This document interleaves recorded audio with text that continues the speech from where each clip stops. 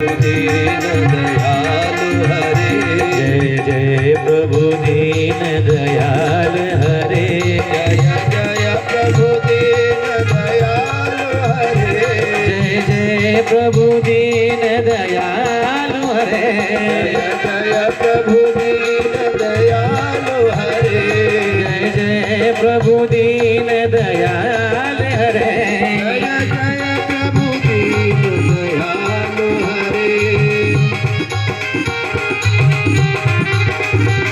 जय जय प्रभु दीन दयाल हरे, गोविंद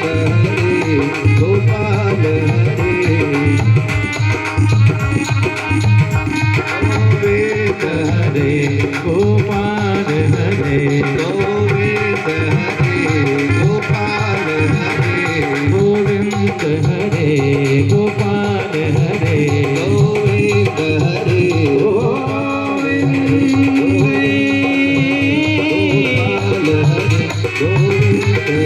गोपाल हरे,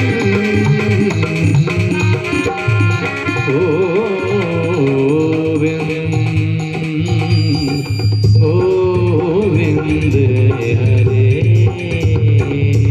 बोली भागवत भगवान की, श्री वेदव्यास जी महाराज की, श्री सुखदेव जी महाराज की, श्री परीक्षित जी महाराज की, जगत वंदनिया पूज्या श्री गौ माता की, सर्वेश्वर भगवान की। ओम नमः पार्वती पतये, हर हर हर महादेव।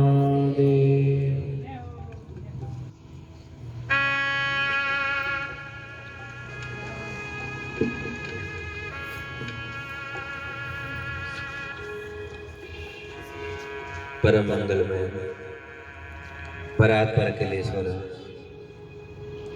अकारण करुणा वरुणालय भक्तवांछा कल्पतरु, तद्युदित विनिंदित पीतांबरधारी, नंद नंदन यशोदानंदन ब्रजेश नंदन कर्तुम अकर्तुम, श्री बाल कृष्णलाल की वांग्मयी प्रतिमूर्ति श्रीमद् भागवत महापुराण में उपस्थित प्यारे प्रभु प्रेमियों, भक्तवती वात्सल्यवती करुणामती माताओं एवं बहनों, बड़ा ही सौभाग्य का विषय है।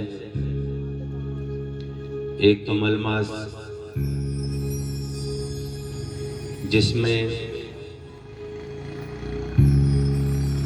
मलमास में धार्मिक कार्य, विवाह, शादी इत्यादि ये वर्जित क्यों कहे गए हैं? क्योंकि व्यक्ति को जितना हो सके अपने जीवन के 4 आश्रम बताए हैं। अपने जीवन के 4 आश्रम हैं। कौन कौन से? प्रथम आश्रम है ब्रह्मचर्य आश्रम, द्वितीय आश्रम है गृहस्थ आश्रम, और तृतीय आश्रम है वानप्रस्थ आश्रम, और चतुर्थ आश्रम जो है वो है संन्यास आश्रम। जैसे एक व्यक्ति की 100 साल उम्र निर्धारित की गई है, वैसे ही प्रत्येक 25-25 वर्ष में चारों ये उम्र जो है 25-25 वर्ष के हिसाब से निर्धारित की गई है कि 25 वर्ष तक व्यक्ति को ब्रह्मचर्य में रहना चाहिए, और 25 से 50 तक व्यक्ति को गृहस्थाश्रम में रहना चाहिए, और 50 से 75 वानप्रस्थ में, और 75 से फिर जो है 100 तक संन्यास में रहना चाहिए। ऐसा हमारे शास्त्रों में वर्णन किया है। पर एक चीज देखिए, सब में अलग अलग अंतर माना गया है, लेकिन अंतर होने के बावजूद सबके पीछे लगा क्या है? ब्रह्मचर्य श्रम, गृहस्था श्रम, वानप्रस्था श्रम, संन्यासा श्रम, यानी कि प्रत्येक आश्रम के पीछे श्रम लगा है। ऐसा नहीं कि हम गृहस्थाश्रम से निवृत्त हो गए तो वानप्रस्थ में आराम करेंगे, नहीं, उसमें भी श्रम करो। वानप्रस्थ से निवृत्त हो गए, चलो अब तो बाबा जी बन गए, अब तो आराम करेंगे, नहीं, उसमें ज्यादा श्रम करो। जैसे जैसे व्यक्ति की उम्र बढ़ती जाती है वैसे वैसे श्रम बढ़ता जाता है। ब्रह्मचर्य में श्रम कम रहता है। ब्रह्मचर्य के बाद में जब गृहस्थ आश्रम में प्रवेश करते तो श्रम और बढ़ जाता है। पहले तो स्वयं के लिए सोचते थे, अब तो अपने माता पिता को छोड़ करके और अपना भरोसा करके अपने पीछे आई उसके लिए भी सोचना पड़ता है? वानप्रस्थ आश्रम तक जाते जाते बाल बच्चे हो जाते हैं, बहुएं आ जाती है, फिर उनका भी सोचो। और फिर संन्यास आश्रम। अब तो वानप्रस्थ तो ये सीमित था कि केवल अपना सोचना है, अपनी घरवाली का सोचना है, अपने बाल बच्चों का सोचना है। लेकिन संन्यास में आते ही पूरा जगत अपना पुत्र है, पूरा जगत अपनी संतान है, तो पूरे जगत के कल्याण के लिए। यानी कहने के दास का भाव यही है कि जैसे जैसे हम आगे बढ़ते जाते हैं वैसे वैसे हमारा श्रम भी बढ़ता जाता है। ये बात कहने का अभिप्राय यही है केवल कि ये मलमास है ना, मलमास हमारे लिए उत्तम क्यों है? और माताओं को पता है दान में सबसे श्रेष्ठ जो है ना महीना, वो मलमास का ही माना गया है। क्यों? आपको कमाई करने के लिए कोई मना ही नहीं, खूब कमाई करो। 11-12 महीने होते हैं तो कहते हैं ना कि जितना हम कमाए उसका दशांश करना चाहिए। तो जितना हम मौज मस्ती करते हैं, जितना हम जो बाहरी की दुनिया देखते हैं, उसमें भी कुछ न कुछ दशांश महाराज रखना चाहिए। 11 महीना जितना हो सके घूमो फिरो, नाचो गाओ, जो भी करना करो, लेकिन 11 महीने में कम से कम 1 महीना भगवान के लिए निकाल दो। और बड़ा ही सौभाग्य का विषय है कि ये जो भागवत जी की कथा है, ये भागवत जी की कथा दिव्यांग व अनाथ बच्चों के सहयोग हेतु कथा हो रही है। तो इसमें जितना हो सके बढ़ चढ़ करके आप हम सबको हिस्सा लेना है। और माताएं तो दान के बारे में सब जानती हैं। माना बेटे बीकानेर में तो माता तेरुंडा बांटे, 8 बांटे नहीं बांटे पतो को है, 8 पतो नहीं, तेरुंडा न कोई और रूप में है?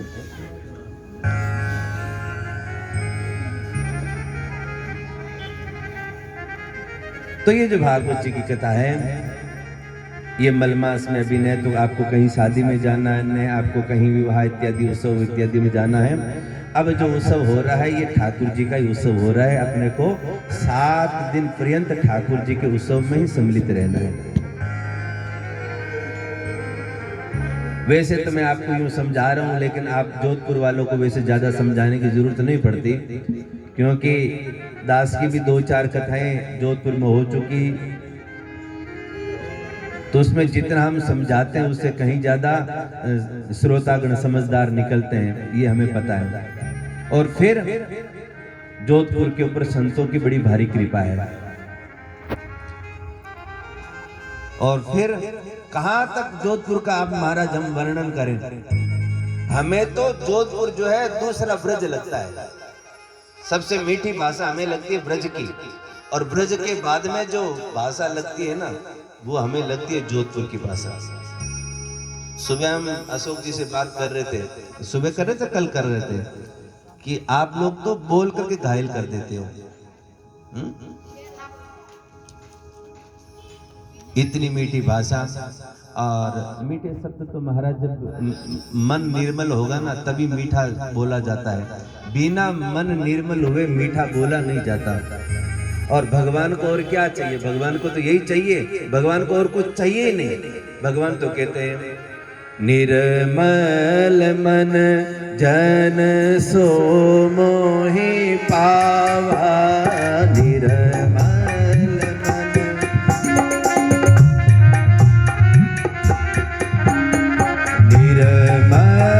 मन जन सो मोहि पावा, निर्मल मन।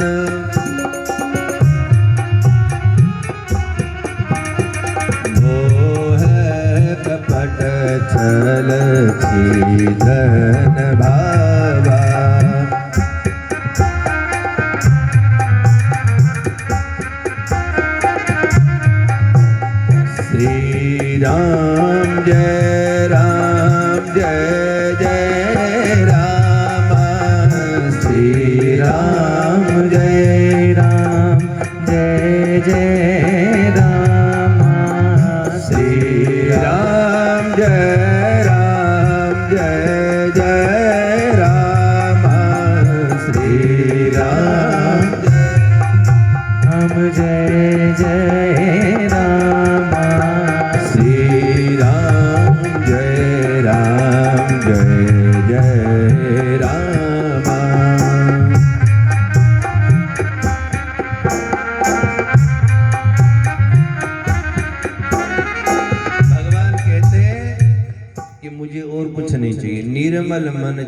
मोहि पावा और मोह कपट छल चित्र न भावा। बस मुझे तो मेरे दरबार में आकर के निर्मल मन होकर के आ जावे, बस मुझे वही प्रिय है।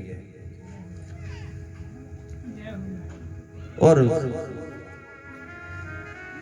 मीठा बोलना, प्रेम पूर्वक रहना, ये सब बिना निर्मल मन के हो नहीं सकता। तो भगवान की बड़ी आप जोधपुर वालों के ऊपर कृपा है कि आपकी बोली इतनी बड़ी मीठी है। हमारे तो गंगाराम जी ने कहा था, बोले महाराज जी शाम को नानी बाई का मायरा करना है, तो मैंने संकोच बस हाँ तो कर दी, लेकिन मैंने कहा भाई आप लोगों की जोधपुर वालों की इतनी मीठी भाषा, फिर हम बीकानेर वाले ठहरे थोड़ी खड़ी भाषा, फिर भी हमें पूरा भरोसा जोधपुर वाले निभा लेते हैं। हाँ,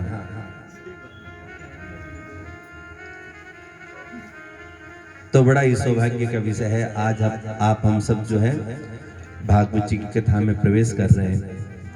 और ये भागवत की कथा आपको बताऊं, कोई ये कहानी नहीं है, कोई पोथी की कथा नहीं है, कोई पोथी की ये काल्पनिक कथाएं नहीं है। ध्यान दीजिएगा नारायण।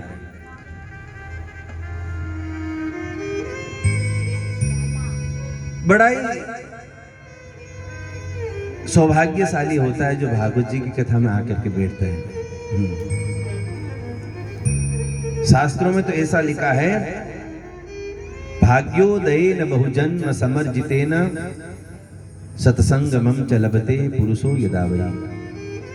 एक जन्म का नहीं, जन्म जन्मांतर कल्प कल्पांतर युग युगांतर के जब हमारे पुण्य उदय होते हैं ना, तब हमारा मन बनता है कि चलो भागवत की कथा में चल कर क्या रहे, तब मन बनता है। इतने जन्मों के जो पुण्य उदय होते हैं तब मन बनता है चलो कथा में चल करके आ जाओ।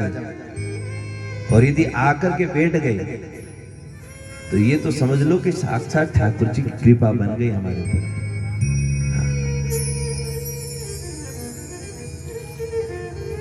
भागवत की कथा क्यों सुनी जाती है, कैसे सुनी जाती है, इस कथा को सुनने का क्या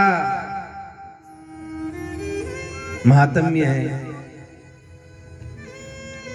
क्यों सुने हम भागवत की कथा, इन बातों का जिसमें शुद्ध विवेचन किया जावे उसे हम भागवत महात्म्य कहते हैं। सीधी सी भाषा में आपको महात्म्य का मतलब समझाएं तो महात्म्य किसको कहते हैं, जिस वस्तु में जिसका फायदा बताया जावे। जैसे आप माताएं खूब व्रत करती हैं, शायद 7 दिनों में 3-4 तो व्रत कर ही लेती हैं माताएं। तो प्रत्येक व्रत के पीछे एक माताएं एकत्रित होकर के कहानी सुनती है, कथा सुनती है। समझ लो आपने एकादशी का व्रत किया, अब एकादशी का व्रत करोगे तो फिर एकादशी की व्रत कथा तो सुनोगे। जैसे सत्यनारायण भगवान की व्रत कथा सुनते हो तो पहले सत्यनारायण भगवान के महात्म्य की कथा सुनते हो कि नहीं सुनते हो? तो उसमें क्या कहा जाता है, एक माता जी जंगल में जा रही थी, एक लकड़हारा जंगल में जा रहा था, तो जंगल में कुछ माताओं को रंगीन वस्त्र पहने हुए, स्वच्छ वस्त्र पहने हुए, कुछ पुरुषों को महाराज धुले हुए वस्त्र पहना हुआ देखा, एकत्रित हुए देखा। लकड़हारे ने सोचा कि चलो पूछ कर कैसे उठे, तो लकड़हारे ने पूछा, अरे भाई इस जंगल में आप लोग क्या कर रहे हो? बोले हम सत्यनारायण भगवान की व्रत कथा सुन। ज्ञान वैराग्य का दुख दूर नहीं हुआ और केवल भागवत का संकल्प लेने मात्र से भक्ति ज्ञान वैराग्य का दुख दूर हो गया। ऐसी है हमारी श्रीमद् भागवत कथा। तो जिसमें जिस चीज का फायदा बताया जावे उसको महात्म्य कहते हैं। तो भागवत जी श्रवण, अभी आप हम सब जो है ना ये भागवत जी का महात्म्य श्रवण करेंगे। तो सर्वप्रथम आप हम सब मिलकर के भगवान श्री कृष्ण को वंदन करते हैं। सच्चिदानंद रूपाय विश्वोत्पत्त्यादि हेतवे तापत्रय विनाशाय श्री कृष्णाय वयम नमः। इस श्लोक में 3 बातों के ऊपर बहुत ज्यादा जोर दिया है। सत, सत, चित्त और आनंद। तीन बातों पे जोर क्यों दिया? सत किसको कहते हैं? बोले सत कहते हैं जो अविनाशी हो। अब मेरे जैसे मूड ये भी नहीं समझे कि अविनाशी किसको कहते हैं। सब पूछ लिया अविनाशी किसको कहते हैं? बोले अविनाशी तो उसको कहते हैं जिसका कभी नाश न हो, जो अटल हो। तो सोचा भाई ऐसी क्या वस्तु है जो अटल हो? हैं? अच्छा सा अच्छा माइक लेके आते हैं, थोड़ी बारिश में भीगते, ये तो काम का नहीं। अच्छे से अच्छा महाराज स्पीकर बढ़ाते हैं, और थोड़ी महाराज बेस ज्यादा बढ़ाया, नहीं तो उधर हुआ नहीं, उड़ गया हैं? अरे इनको छोड़िए महाराज, हम अपने शरीर का कितना ध्यान रखते हैं। क्या खाना है, क्या पीना है, कितना हमें पैदल चलना है, कौन सा तेल लगाना है, कौन सा महाराज सर में लगाना है, कौन सा बॉडी लोशन महाराज अपने शरीर में लगाना है। और विचार करते हैं कहीं बूढ़े नहीं हो, फिर भी बूढ़े भी हो जाते हैं, मर भी जाते हैं। तो ऐसी कौन सी वस्तु है, ऐसा क्या है जो सत्य है, जो कभी मिटता नहीं है? बोले ऐसी एक ही वस्तु है, परमात्मा के अलावा कोई दूसरा ऐसी वस्तु ही नहीं जो महाराज अटल हो, सत्य हो। जो अटल है, जो सत्य है, वो केवल परमपिता परमात्मा है, उसके अलावा कोई सत्य नहीं है। तो सत्य किसको कहते हैं? सत्य श्री कृष्ण को कहते हैं। दूसरी बात बताई, चित्त। चित्त माने प्रकाश। जैसे हमें कोई पुस्तक पढ़नी होती है, अभी पुस्तक पढ़ रहे हैं तो भगवान सूर्य की रोशनी में पढ़ रहे हैं। रात्रि के पुस्तक पढ़ें तो महाराज टॉर्च, बल्ब, ट्यूबलाइट जिसकी रोशनी से पढ़ना चाहें। लेकिन किसी न किसी प्रकाश की आवश्यकता रहती है। लेकिन जिन परमात्मा को किसी प्रकार की आवश्यकता नहीं रहती, कि जिन परमात्मा को किसी भी प्रकाश की आवश्यकता नहीं रहती, जैसे चित्त किसको कहते हैं? असल में अपनी सीधी सी भाषा में, मैं हमारे बीकानेर की खड़ी भाषा में आपको बताऊं तो चित्त कहते हैं जैसे व्यक्ति आगे चल रहा है, चलते चलते यदि ठोकर खा करके गिर जावे तो उससे जो बड़ा होता है वो क्या कहता है? अरे छोरा थार मैंने चेतो को नहीं कहीं,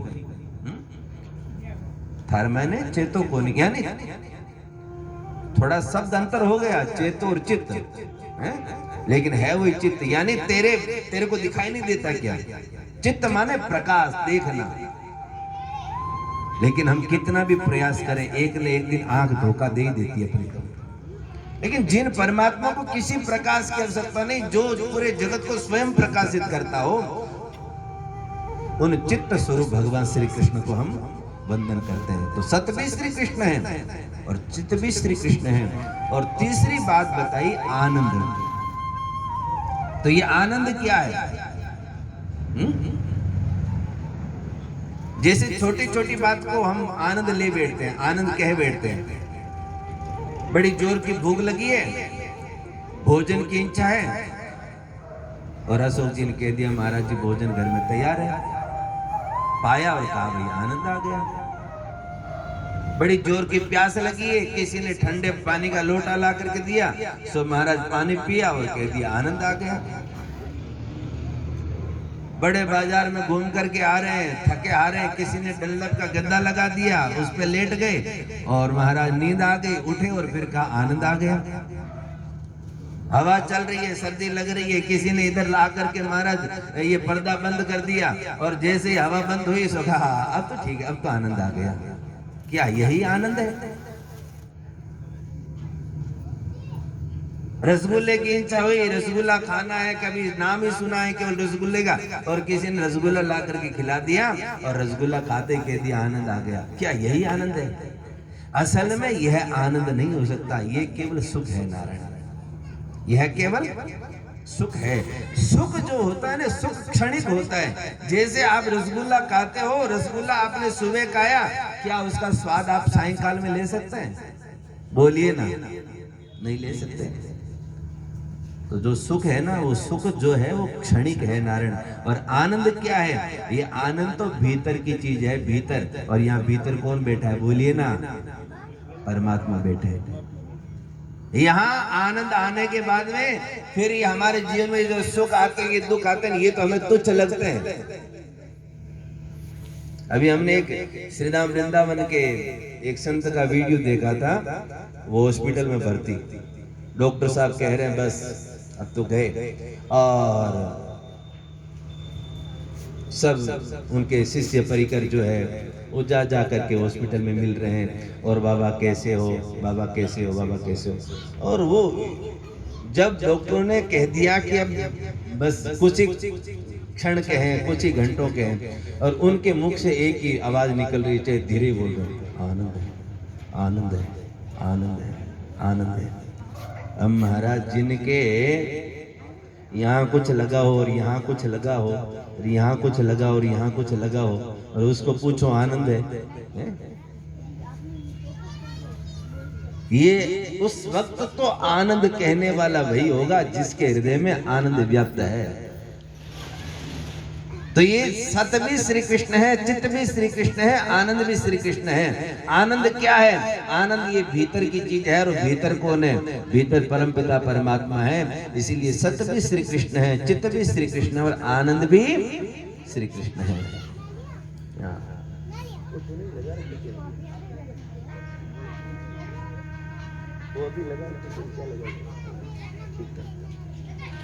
सत भी श्री कृष्ण है, चित्त भी श्री कृष्ण है, और आनंद भी, बोलिए ना, श्री कृष्ण है। सुख दुख तो महाराज ये जीवन के दो पहलू है।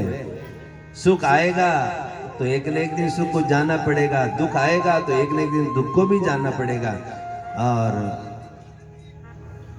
असल में महाराज ये जीवन उठा करके देखे ना, तो इस संसार में कोई सुखी है ही नहीं, कोई भी सुखी नहीं। कोई तन दुखी, कोई मन दुखी, कोई धन भी न रहे तो उदास, थोड़े थोड़े सब दुखी, सुखी राम के दास। यहाँ से सही आ रहा है, तो सबकी पिक वगैरह सब एकदम सही, लाखों करोड़ों का टर्नओवर हर महीने कर रहे हैं। हाँ। और उनका भोजन देखो, मूंग की दाल के साथ में रूखा सूखा फुल्का, और कहते हैं अरे सेठ जी इतना सारा वैभव, और इतना सारा वैभव होते हुए भी ये मूंग की दाल के साथ में रूखा फुल्का, ये क्या भोजन? इतना माल आपके पास में बटोर रखा, इतना पैसा बटोर रखा, कुछ अच्छा खाया करो। तो जड़ से कह देता महाराज क्या करूं, डॉक्टर ने चुपड़ा हुआ फुल्का खाने के लिए मना कर रखा है, जरा भी चुपड़ा हुआ खा लूंगा तो ब्लड प्रेशर हाई हो जाएगा, और ब्लड प्रेशर हाई हो गया तो महाराज राम नाम सत्य होने में भी देर नहीं लगेगी। इतना वैभव होते भी अपने की इच्छा के अनुरूप महाराज वो पा नहीं सकता, खा नहीं सकता। क्यों? क्योंकि तन से बड़ा दुखी है। कोई तन से दुखी है तो कोई मन से दुखी है। घर का गुजारा बड़े आनंद से गुजर रहा है, बड़े सुख से गुजर रहा है, बेटे वगैरह सब महाराज कहने में है, भारिया है वो भी कहने में है, और घर में महाराज बिल्कुल भक्ति में वातावरण है, और विचार कर रहा बस अब घर में एक बहू ऐसी आ जावे जो अपने से मिलती जुलती हो। और संजोग बस कोई बेटे के रिश्ता ऐसे घर में हुआ जिस बहू को पूरी रामायण कंठस्थ। आहा, अब तो मन में उमंग गई। हमारा परिवार भी ऐसा, और हमारे आने वाली बहू भी ऐसी। अब जने जने को यही कह रहा है, आपको पता है हमारी जो आने वाली बहू है ना उसको पूरी रामायण कंठस्थ है, पता है हमारी जो आने वाली बहू है ना उनको पूरी गीता कंठस्थ है, अरे हमारी जो आने वाली बहू है ना उनको पूरा का पूरा योगा जितने भी आसन है वो सारे के सारे महाराज उसको आते हैं। बड़ा मन में प्रफुल्लित है। लेकिन बेटा पीछे महाराज उसको क्या पता ऐसा नालायक निकल जाएगा। तो कॉलेज में पढ़ने वाली कोई लड़की थी, न जाति देखी न बिरादरी देखी, और कोर्ट में जाके शादी कर ली, और पापा को फोन लगा दिया, पापा जी हमने तो शादी कर ली, अब आप बताओ घर पे आवे उधर से सीधे। फिर महाराज सर को हाथ लगाता है, भगवान क्या सोचा था, क्या हो गया। और फिर वो मन को खिन करके और अप्रसन्न चित्त होकर के बैठ जाता है। इसीलिए सुखी कोई नहीं है नारायण।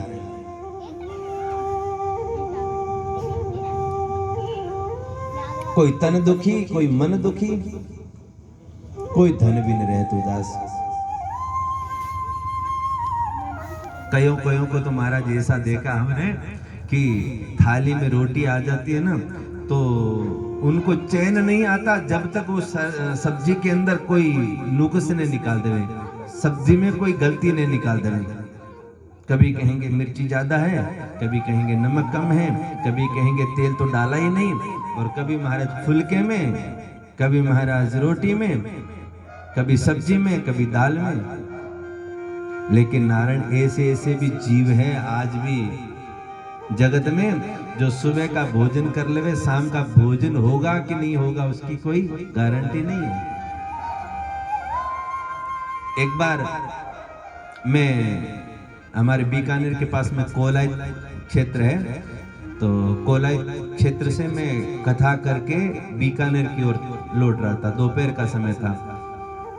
तो उधर क्या है कि ये खेड़े बहुत हैं जिसमें वो मुड वगैरह बजरी वगैरह निकलती है। आषाढ़ का महीना, आषाढ़ के महीने में आपको पता है गर्मी कितनी पड़ती है। और आषाढ़ का महीना उधर से हम लोग आ रहे थे तो पूरा यूं सुनसान इलाका पड़ा है। उसमें एक माताजी बट्ठल में बजरी भर करके लाती है और एक चाल में वो बजरी छान रही है और पीछे कुछ बंधा हुआ है। तो हमने चारों तरफ नजर दौड़ाई, मैंने कहा अरे कोई नहीं दिख रहा, केवल ये एक माताजी दिख रही है। तो हमने ड्राइवर से कहा भैया एक बार गाड़ी रोकना, तो हम उनके पास में गए। मैंने कहा इतने भाई जंगल में जल की व्यवस्था उनके पास है कि नहीं है? अपने पास बोतलें खूब सारी पड़ी है। तो हम लोग 2-4 बोतल पानी की वहां लेके गए। हम कहा माता जी आप अकेले यहाँ? बोले महाराज और कहाँ, किसको लेके आऊं? मैंने कहा कि आपको टीकी लगी हुई है, मांग आपके भरी हुई है, चूड़ियां आपके है, इससे तो यूं सिद्ध होता है कि आपके घर में आपके पतिदेव भी है। तो महाराज उसकी आंखों में आंसू आ गए और कहने लगी महाराज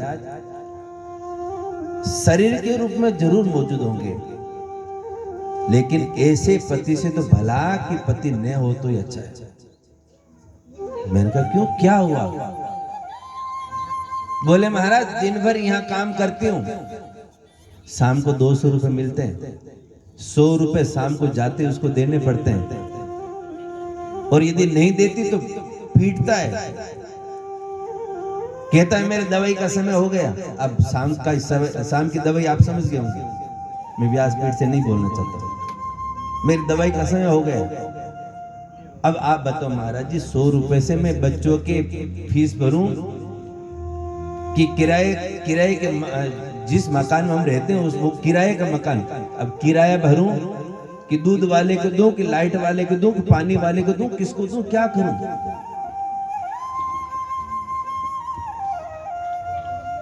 तो फिर मैंने कहा देखो क्या जीवन है।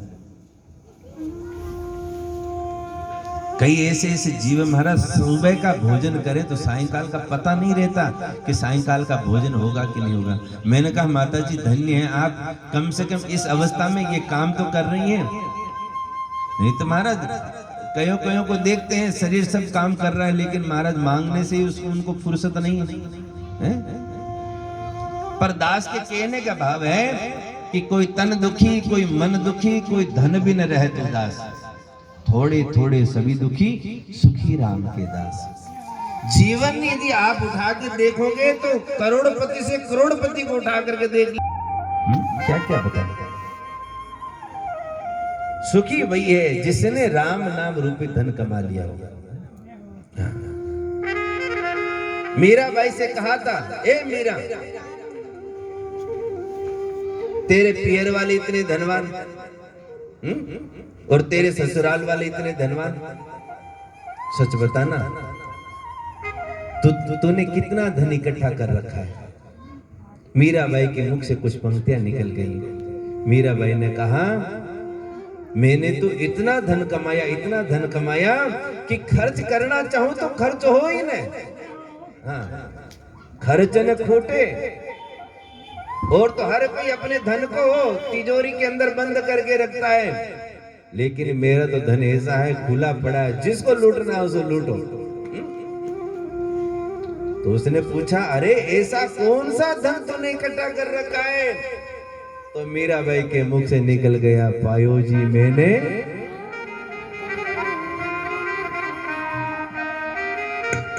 राम पायो जी मैंने राम रतन धन पा